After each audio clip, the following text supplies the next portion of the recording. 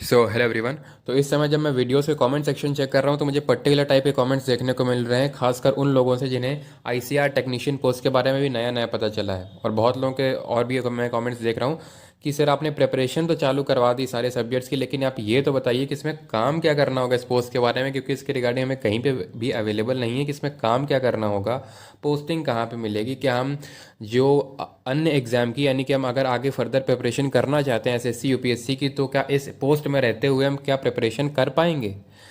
और यही नहीं, सैलरी इसकी कितनी होगी, पेंशन कितनी मिलेगी, ट्रेनिंग के टाइम पे सैलरी कितनी मिलेगी, और हमारे प्रमोशन किस बेसिस पे होंगे। आपके ये सारे डाउट्स कवर करने के लिए मुझे 2 वीडियोस लगेंगे। आज की इस वीडियो में आपके सारे डाउट्स ख़त्म कर दूंगा कि इसमें काम क्या करना होगा, पोस्टिंग किन जगहों पे मिलेगी और किस बेसिस पे वो पोस्टिंग होगी, और क्या। चलो अभी मैं आपको फन फैक्ट बताता हूँ कि इसमें जो आपको एक पोस्टिंग मिल जाएगी उसके बाद वो चेंज नहीं होगी आपके जीवन काल में। ये है ना फन फैक्ट। अभी और भी आपको ऐसे ही फन फैक्ट मालूम पड़ेंगे क्योंकि इसके रिगार्डिंग बहुत ज़्यादा इन्फो है नहीं। और दूसरे वीडियो में हम लोग देखेंगे कि सैलरी वगैरह आपकी सारी कितनी होती है, सैलरी कितनी होती है ट्रेनिंग के समय में, फिर आपकी पोस्टिंग के समय में, और प्रमोशन किस बेसिस पे होते हैं और किस बेसिस पे उसकी सैलरी बढ़ती है। मतलब बहुत ही उम्दा सैलरी है। वो सारी चीज़ें हम लोग अन्य वीडियो में देखेंगे। जैसे ही इस वीडियो में 2000 लाइक्स का टारगेट कंप्लीट हो जाता है आपको वो अगला वीडियो मिल जाएगा। अब यहाँ पे सबसे पहले तो मैं सारी चीज़ें स्टार्ट करने से पहले आपको ये बताता हूँ कि मैं अथॉरिटी क्या हूँ, यानी कि आप मेरी बातों पे यकीन कैसे कर सकते हैं। तो ये मैं आपको पहले ही बता चुका हूँ कि one of my close family members is serving as an administrative officer. Administrative officer हैं वो इस समय आईसीएआर में। कहाँ पे, कौन से सेंटर में? पटना सेंटर में। ठीक है, तो सारी चीज़ें मैं आपको पहले ही बता चुका हूँ, प्रूव भी कर चुका हूँ कि इंटरनैलिटीज़ इसमें जो जो है वो सारी मुझे पता है। और आप इनको कंफर्म भी कर लेना, जहाँ जो भी मैं यहाँ पे एक एक बात बताने वाला हूँ या फिर जो अभी तक मैंने बताई थी, आप किसी से भी अगर आपका कोई सोर्स हो तो आप उससे बिल्कुल कंफर्म करते हो, आपको 100% ये सारी चीज़ें जेन्युइन ही मिलेंगी। और मैं पूरी कोशिश कर रहा हूँ अपने साइड से, चाहे सिलेबस, पेपर पैटर्न, क्लासेस के थ्रू, कि आप लोगों का इसमें सिलेक्शन हो जाए। क्योंकि जब आपका सिलेक्शन हो जाएगा तो आप मुझे ज़रूर थैंक्स बोलेंगे, क्योंकि ये काफ़ी अच्छी पोस्ट है। अभी आपको पता चल जाएगा कि मैं क्यों बोल रहा हूँ ये काफ़ी अच्छी पोस्ट है। तो सबसे पहले बेसिक चीज़ से शुरुआत करते हैं इसके ट्रेनिंग के बारे में। तो जैसे ही आप लोग रिटेन क्वालिफाई कर लोगे, ठीक है, इसमें रिटेन ही इस आपके एग्ज़ाम में सिर्फ रिटेन ही है और कोई नहीं है, मेडिकल फिजिकल कुछ नहीं है इसमें। सिर्फ और सिर्फ 10th पास एलिजिबिलिटी मांगी है, और ट्रेनिंग जो है आपकी कब कितने पीरियड इसका, हाँ ड्यूरेशन पहले तो हम बात कर लेते हैं ड्यूरेशन कितना होगा। तो ड्यूरेशन आपका होगा 1 ईयर का ट्रेनिंग का। ठीक है, और पोस्टिंग ये भी मैं आपको बता देता हूँ, फिर उसके बाद हम लोग जॉब नेचर पे आते हैं। तो जो पोस्टिंग है, ये जैसे ही आप अपना रिटन एग्ज़ाम क्लियर करोगे, साफ साफ ये चीज़ तो नोटिफिकेशन में भी लिखी हुई है कि जैसे ही आप अपना रिटन एग्जाम क्लियर करते हो आपसे एक प्रेफरेंस मांगा जाएगा। मैं पहले आपको वो नोटिफिकेशन में दिखा देता हूँ वो चीज़। आप इस नोटिफिकेशन के पीडीएफ में पेज नंबर 10 पे पॉइंट नंबर 3 पढ़िए। द IARI यानी इंडियन एग्रीकल्चरल रिसर्च इंस्टीट्यूट में ask the preference of posting from the selected candidates after the CBT, यानी कि IARI आपसे आपकी पोस्टिंग की प्रेफरेंस पूछ सकता है आपके CBT यानी कंप्यूटर बेस्ड टेस्ट के बाद। आपसे एक प्रेफरेंस मांगी जाएगी आपकी, और इसमें कई सारे सेंटर्स की लिस्ट होगी। वो सेंटर्स की लिस्ट भी मैं आपको दिखा देता हूँ।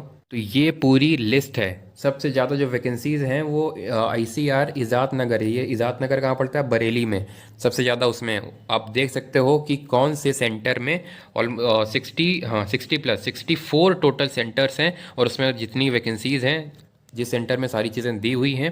पहले तो आप ये कमेंट करके बताइए कि आपका प्रेफरेंस क्या रहेगा। अगर आपने रिटन क्लियर कर लिया तो आपका कौन सा प्रेफरेंस रहेगा? दिल्ली रहेगा, वो लखनऊ रहेगा, इज़ात नगर, भोपाल, या फिर कानपुर, पटना, कौन सा सेंटर आपका प्रेफरेंस रहेगा? ये आप कमेंट करके ज़रूर बताइएगा, ताकि मैं आपको बता सकूँ उसी हिसाब से कि कितने ज़्यादा चांसेस हैं आपके फर्स्ट प्रेफरेंस मिलने के।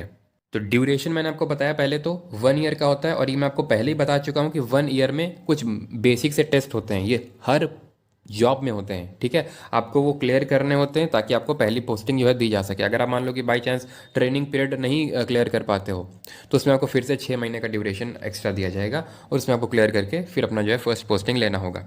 अब पोस्टिंग मैंने आपको बता दिया किस बेसिस पे मिलेगा। जब आपका रिटन क्वालिफाई हो जाएगा कंप्यूटर बेस्ड टेस्ट, तो उसके बाद आपसे प्रेफरेंस पूछ ली जाएगी, और उसी हिसाब से हर सेंटर की, हर जो अभी मैंने लिस्ट दिखाई थी 64 की, एक पर्टिकुलर कट ऑफ लगेगी हर कैटेगरी के लिए। अगर आपने वो क्वालिफाई कर ली तो आपको फर्स्ट प्रेफरेंस, आपकी जो प्रेफरेंस है वो मिल जाएगी, नहीं तो आपको आपकी बाकी जो सेकंड प्रेफरेंस थर्ड प्रेफरेंस उसी हिसाब से आपको मिलेगी, नहीं तो जो जिसमें वैकेंसीज़ है उसमें आपको आपकी पोस्टिंग दी जाएगी। और यहाँ पे एक अच्छी बात बोलो या फिर बुरी बात बोलो, जो भी बोलना है बोल लो, लेकिन पोस्टिंग एक बार जहाँ पे आपको मिल गई वो फिक्स रहेगी। तो इसी वजह से आपको कोशिश ये करना है कि आपको इतने अच्छे मार्क्स सिक्योर करने हैं कि आपको पहली प्रेफरेंस मिल जाए, ठीक है। और यहाँ पे एक इम्पॉर्टेंट बात ये भी है कि ये जो पोस्टिंग फिक्स रहने वाली बात है ना, ये सिर्फ आपके जो टेक्निकल पोस्ट है सिर्फ इसी में ही है, यानी कि आईसीआर में जितने भी पोस्ट होती हैं, चाहे वो क्लर्क की हो चाहे एडमिनिस्ट्रेटिव ऑफिसर की हो, ऐसा किसी में भी नहीं है कि आपको वहीं पे सिर्फ आपको पूरे अपने ड्यूरेशन में सर्व करना है, ठीक है। मतलब इसमें नोटिफिकेशन में तो ये लिखा है कि आपको चेंज हो सकता है, लेकिन यूजुअली चेंज होता नहीं है, वो उसी को पता होता है जो वहाँ पे काम कर रहा है, ठीक है। तो जो वहाँ पे काम कर रहा है उनके अकॉर्डिंग यही है कि इसमें टेक्निकल जो ट्रेड्स होती हैं उनको पोस्टिंग्स नहीं मिलती जल्दी जल्दी, और उनको पूरा जो है वहीं पे ड्यूरेशन सर्व करना पड़ता है। और एडमिनिस्ट्रेटिव ऑफिसर को भी ले लो, जो मेरे रिलेटिव हैं, मैं उनका एग्जांपल आपको देता हूँ कि अभी रिसेंटली उनको 1 साल पहले ही पोस्टिंग मिली है, ठीक है। और अब पता नहीं अगली पोस्टिंग भी 3-4 साल में मिल जाएगी, तो ऐसे पोस्टिंग उनकी होती रहती। तो ये आप अच्छी बात, वही मैंने बोला था कि अच्छी बात मान लो या फिर बुरी बात, तो इसी वजह से मैं आपसे ये बोल रहा हूँ, इस चीज़ पे जोर दे रहा हूँ मैं कि आप प्लीज़ जितना इसके लिए पुश कर सकते हैं करें, ताकि आपको अपनी प्रेफरेंस मिल गई। क्योंकि अगर आपको प्रेफरेंस मिल गई, मान लो कि आप लखनऊ के और लखनऊ आपको चाहिए, आपके घर के बगल में ही आपको मिल गई, तो फिर कितना अच्छा बात रहेगा आपके लिए। अब यहाँ से हम अपने सेकेंड पॉइंट पे आते हैं जो कि काफ़ी इंपॉर्टेंट है, वो है जॉब नेचर। तो आपने ट्रेनिंग कर ली 1 साल की, आपको पोस्टिंग भी मिल गई, और आपको ये भी पता चल गया पोस्टिंग किस बेसिस पे मिली, और अब आपकी पोस्टिंग जो है वहीं पे रहेगी, ठीक है। बहुत ज़्यादा चांसेस है कि आपकी वहीं पे पोस्टिंग रहेगी, अनलेस एंड अनटिल कोई अलग और प्रोविजंस आ जाते हैं। तो अब चलो पोस्टिंग मिल गई, तो अब काम की बात करें, काम तो शुरू होगा। अब काम करना क्या होगा, तो बहुत लोग इस टेक्नीशियन वर्ड को देख के ये समझ रहे हैं कि इसमें टेक्निकल मतलब वैसा काम होगा, कुछ मैकेनिकल काम होगा। तो बिल्कुल ऐसा नहीं है कि आपको पेचकस प्लास दे दिया जाएगा, ऐसा बिल्कुल नहीं है। जो मिसकंसेप्शन है तो फैलाया जा रहा है, फिर आपने बना रखा है, बिल्कुल नहीं। ये जॉब है सिंपल टर्म्स में लैब असिस्टेंट की। इसमें जो साइंटिस्ट्स होंगे ना उनको आपको असिस्ट करना पड़ेगा। अब इसका मैं आपको एक प्रूफ भी दिखा देता हूँ छोटा सा। तो ये जो मैंने पीडीएफ खोल रखा है ये है 30 नवंबर 2015 का, Indian council of agricultural research का ही। जब यहाँ पे यही पोस्ट के लिए वैकेंसीज आई थी, टेक्निकल T1 के लिए और टेक्निकल असिस्टेंट T3 के लिए। अभी मैं जब दूसरा वीडियो लाऊंगा ना वो प्रमोशन वाला, तब मैं समझाऊंगा। आप T1 से लेकर T9 तक जाओगे, उसी के बीच में होता है टेक्निकल असिस्टेंट T3। अब मैं आपको बता दूं एक फन फैक्ट और भी, इसकी जल्द इसकी भी वैकेंसीज आने वाली T3 के लिए, लेकिन उसके लिए आपसे बीएससी मांगेगा, बीएससी एग्रीकल्चर में, ठीक है। लेकिन खैर वो छोड़ते हैं, मेन मुद्दे की बात आते हैं कि वो मैं क्या दिखाना चाह रहा हूँ इस माध्यम से। यहाँ पे तो टेक्नीशियन लिखा हुआ है, जिस पोस्ट में आप जाओगे T1 पे, यहाँ पे लिखा हुआ टेक्निकल असिस्टेंट। तो जो मैं बात कर रहा हूँ लैब असिस्टेंट की, वो यहाँ पे साफ झलकती है कि आपको एज असिस्टेंट काम करना पड़ेगा, साइंटिस्ट हो गया फिर इनका, ठीक है। अब रियलिटी क्या है कि कितना काम होगा और कितना हमें खाली समय, एक्स्ट्रा समय मिलेगा, ताकि हम आगे कुछ और भी करना चाहें तो कर सकते हैं। तो सबसे पहले तो मैं आपको ये बता देता हूँ कि जो मैंने अब काम बताया लैब असिस्टेंट का, तो क्या हमेशा यही काम रहेगा? मतलब ये तो काफ़ी अच्छा काम लग रहा है कि बहुत ज़्यादा इसमें हार्डवर्क भी नहीं है।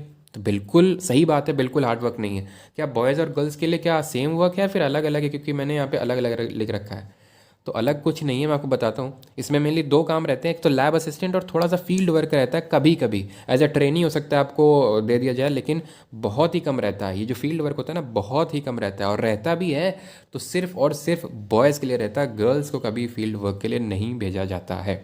मैं फिर से बता दूं, फील्ड वर्क मेन काम नहीं है, मेन काम है लैब असिस्टेंट का।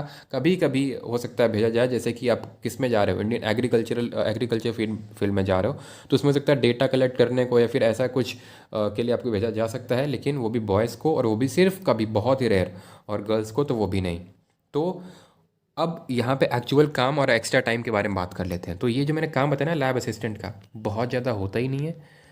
पहली बात तो चाहे कोई भी सेंटर ले लो, आप कोई भी सेंटर उठा लो, बहुत ज़्यादा काम नहीं होता। कुछ सेंटर्स तो ऐसे हैं जैसे कि जहाँ पे मेरे रिलेटिव पोस्टेड हैं पटना में, आप कंफर्म भी कर लेना, बिल्कुल काम नहीं है। एज ए एडमिनिस्ट्रेटिव ऑफिसर उन्हें बिल्कुल काम नहीं है, बिल्कुल उतनी रिस्पॉन्सिबिलिटीज़ नहीं। तो आप समझिए, सोच सकते हैं कि जो लैब असिस्टेंट है उसको कितना ज़्यादा एक्स्ट्रा टाइम, यानी कि उनके ही वर्ड्स में आपको सुनाता हूँ। उनके वर्ड्स ये थे कि यहाँ पे रह के कोई आईएएस तक बन सकता है, यानी कि यूपीएससी भी क्लियर कर सकता है आराम से। तो इतना एक्स्ट्रा टाइम मिलता है। ठीक है। तो रियलिटी यही है कि बहुत ज़्यादा काम नहीं है, वेतन भी अच्छा खासा है। वो वेतन वाली वीडियो में जब मैं आपको बताऊंगा तो उसमें सारी चीज़ें क्लियर हो जाएंगी। उम्मीद करता हूँ जॉब नेचर के रिगार्डिंग आपके मन में अब कोई डाउट, कोई शंका नहीं होगी। ठीक है। और रही बात वो जो गवर्नमेंट नॉन गवर्नमेंट वाली, वो मैंने क्लियर कर दी है। Go for it. ये बिल्कुल नॉन गवर्नमेंट का मतलब ये नहीं होता प्राइवेट है। और मैंने उसका पूरा रीज़न दिया था कि एग्रीकल्चरल रिसर्च किस किस डिपार्टमेंट में आता है और किस मिनिस्ट्री में। कोई मिनिस्ट्री कोई प्राइवेट उस इंस्टीट्यूशन के लिए ये नोटिफिकेशन नहीं निकालेगा। तभी मैंने यहाँ पे आपसे पहले ही बोला था कि ये गर्ल्स के लिए जो है one of the best job है, और बॉयज़ के लिए तो है ही है। ठीक है। तो सारी चीज़ें उम्मीद करता हूँ क्लियर हो गई होंगी। अगर आपके मन में अभी भी कोई डाउट है तो कमेंट कर दो, मैं उस पर वीडियो बना दूंगा। और आगे इसमें जैसे ही 2000 लाइक्स कंप्लीट होते हैं मैं आपको अगला वीडियो सैलरी, प्रमोशन, सारी चीज़ें आपको बता दूंगा, ताकि आप अच्छे से इसकी प्रिपरेशन स्टार्ट कर सकें। क्योंकि प्रिपरेशन इसकी स्टार्ट हो चुकी है, सोशल साइंस हो, मैथ्स हो। क्योंकि अभी मैं जीके का वीडियो लाने वाला था, लेकिन आप लोग इतने भर भर के कमेंट्स आ रहे थे कि सर पहले जॉब नेचर के बारे में बताइए, सैलरी, प्रमोशन, ताकि हम उसी इंथुजियाज़म से प्रिपरेशन अपनी स्टार्ट तो करें। हमें पहले पता तो हो हम किस चीज़ की प्रिपरेशन कर रहे हैं। अब पता चल गया ना, अभी और पता चल जाएगा जब सेकंड वीडियो देख लोगे। खैर, टेलीग्राम चैनल का लिंक आपको वीडियो के डिस्क्रिप्शन में मिल जाएगा, उसको ज्वाइन कर लेना, ताकि जो इंपॉर्टेंट नोट्स वगैरह हैं वो आपको वहाँ से रिसीव होते रहे। परमार एसएससी नाम से टेलीग्राम चैनल है। और वीडियो पसंद आई तो लाइक करके इसको, वीडियो को शेयर ज़रूर करना अपने दोस्तों के साथ जो आईसीएआर का फॉर्म भर रहे हैं, फिर हो सकता है इस वीडियो को देखने के बाद भरें, क्योंकि अच्छी खासी वैकेंसीज़ हैं। और अगर आप, मैंने पहले ही बताया था, अगर आप इस चैनल पे हैं तो आप खुद को लकी समझिए, क्योंकि इसका उतना गाइडेंस अवेलेबल है नहीं, क्योंकि इतना इन्फो है नहीं, चाहे वो ऑनलाइन हो चाहे ऑफलाइन। इसी वजह से यहाँ पे आपको पूरी क्लासेस मिलेंगी और सारी चीज़ें यहाँ पे हम लोग करेंगे। ठीक है। और एग्ज़ाम को बहुत अच्छे से क्रैक भी करेंगे, ताकि मैं पूरी कोशिश से एग्ज़ाम क्रैक ना करूँ, बल्कि आपकी फर्स्ट पोस्टिंग तक मैं आपको पहुँचाना चाहता हूँ। ठीक है। और बस आपको उसमें साथ देना होगा। साथ ऐसे देना होगा कि जो भी यहाँ पे बोला जाता है, नोट्स शेयर किए जाते हैं, उनको रिवाइज करना होगा कॉन्टिन्यूस बेसिस पे। ठीक है। मिलते हैं अगले वीडियो में। चैनल को सब्सक्राइब करके नोटिफिकेशन बेल को प्रेस कर लेना, ताकि आपको आने वाली फ्यूचर वीडियोज़ की सभी नोटिफिकेशंस मिलती रहे। वीडियो पूरा देखने के लिए आपका बहुत बहुत धन्यवाद।